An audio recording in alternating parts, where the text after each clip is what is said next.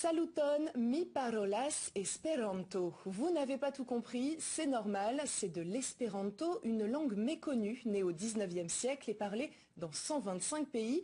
Son ambition, devenir une langue universelle. Une de ses adeptes est en visite à Saint-Pierre.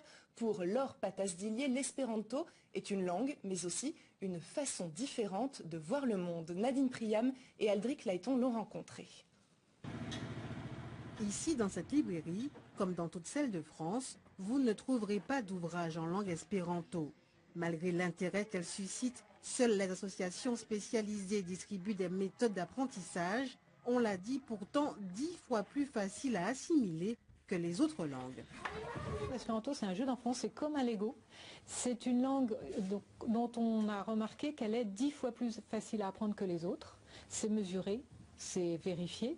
En fait, elle a été conçue pour ça. Elle a été conçue pour que des personnes qui travaillent toute la journée, qui n'ont jamais appris de langue étrangère, puissent l'étudier en cours du soir sans difficulté. Facile mais méconnu, l'espéranto réserve bien des surprises. Ainsi, cette bande dessinée a-t-elle fait l'objet d'une traduction?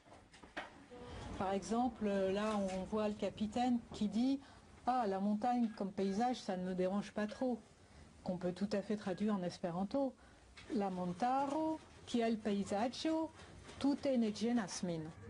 Laure Patas-Dillier maîtrise l'espéranto qu'elle parle couramment.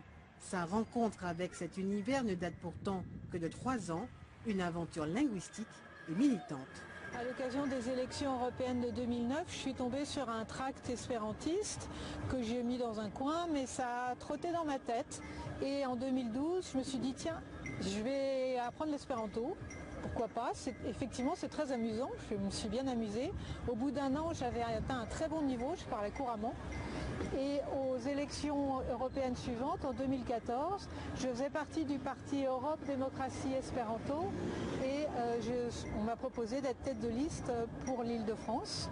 Le mouvement espéranto se veut pacifiste. Il porte une vision politique, faire progresser la démocratie et possède un objectif, l'union des peuples.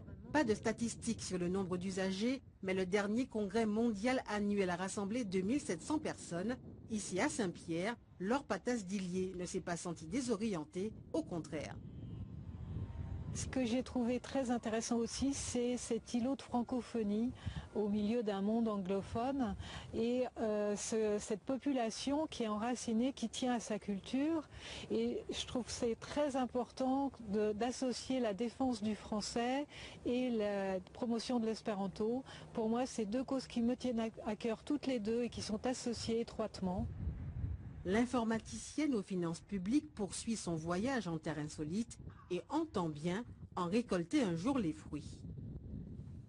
Voilà, et pour la traduction de Saluton mi parolas Esperanto, comprenez bonjour, je parle espéranto, à utiliser évidemment avec des personnes initiées. Après les loisirs.